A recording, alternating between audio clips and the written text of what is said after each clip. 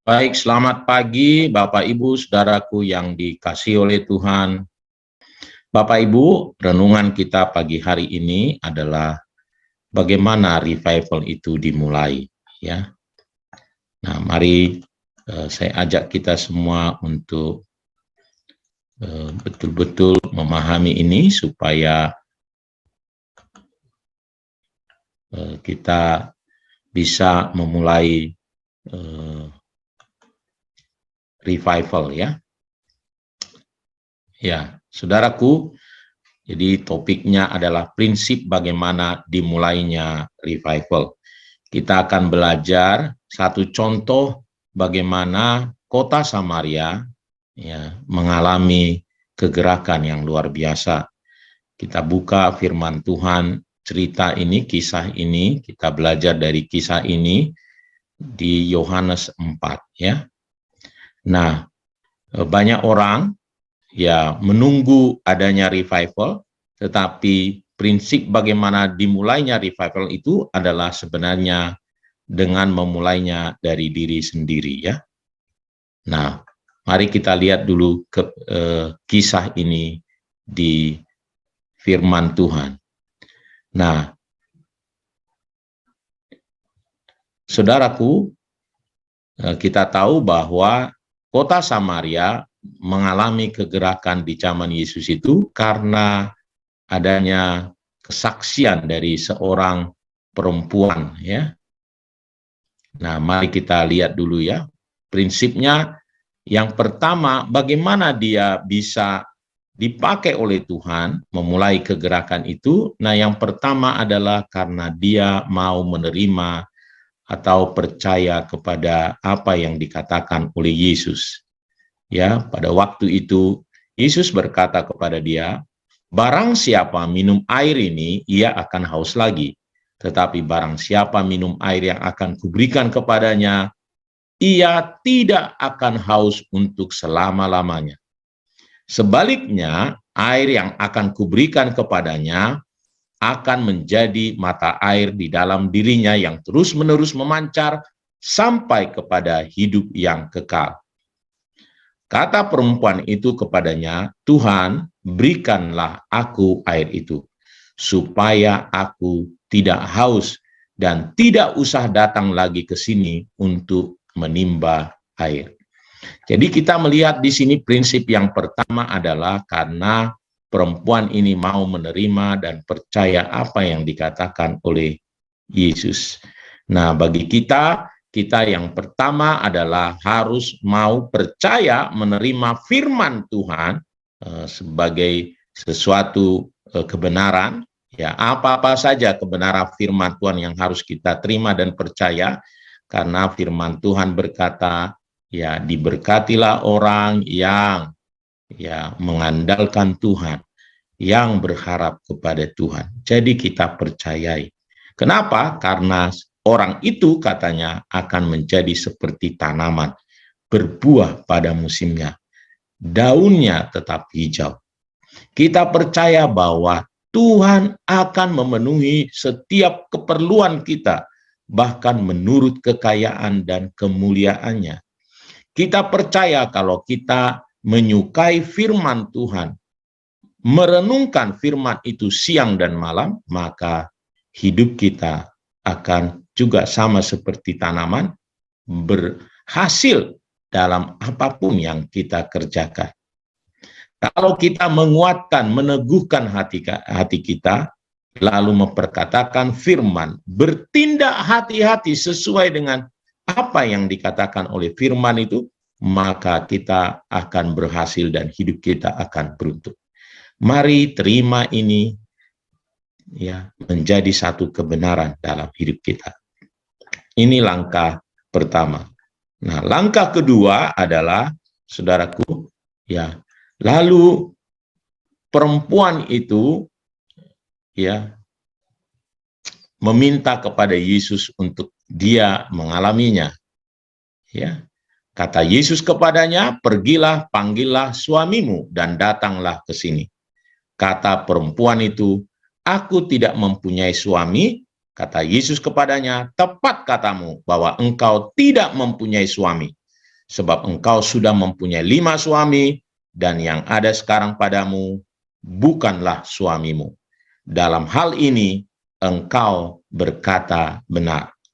Saya bold di sini, dalam hal ini, engkau berkata benar.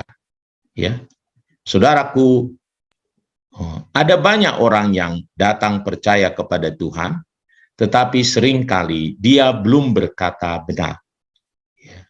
Belum berkata benar.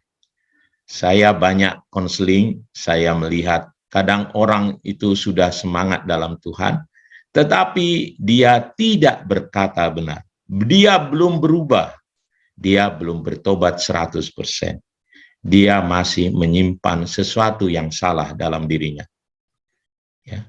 Tetapi perempuan ini, ya, dia langsung berkata benar, aku tidak mempunyai suami. Nah, kebanyakan anak Tuhan, mengapa dia tidak langsung melihat pekerjaan Tuhan yang dahsyat, yang luar biasa dalam dirinya? Karena dia tidak jujur. Mari kita datang kepada Tuhan terbuka, berubah, bertobat. Itu sebabnya prinsip kedua adalah berkata benar, bertobat, berubah. Mari setiap kita, kalau kita ingin menjadi pelaku-pelaku revival, memulai revival itu, mari kita berkata dengan benar, berubah, bertobat, saudaraku. Ya. Yang selanjutnya, yang ketiga adalah mulai mengalami sebagai hasil dari pertobatan itu, Allah menyatakan dirinya, Yesus menyatakan dirinya kepada perempuan itu. Jawab perempuan itu kepadanya, ayat yang ke-25 ini, aku tahu bahwa Mesias akan datang yang disebut juga Kristus. Apabila ia datang, ia akan memberitakan segala sesuatu kepada kami. Kata Yesus kepadanya, akulah dia. Yesus menyatakan dirinya kepada perempuan ini, akulah dia, Mesias itu, yang sedang berkata-kata dengan engkau. Allah menyatakan diri kepada perempuan ini. Allah sangat rindu menyatakan diri kepada kita. Allah sangat ingin kita mengalami Tuhan, mengalami mukjizatnya, mengalami kebenaran firman-Nya. Firman Tuhan menjadi nyata atas hidup kita. Itulah prinsip yang ketiga, mengalami Tuhan. Ya. Yang selanjutnya, bagaimana revival itu ya terjadi adalah yang keempat, maka perempuan itu setelah dia mengalami pernyataan Tuhan itu, maka perempuan itu meninggalkan tempayannya di situ, lalu pergi ke kota dan berkata kepada orang-orang di situ, mari lihat, di sana ada seorang yang mengatakan kepadaku segala sesuatu yang telah kuperbuat.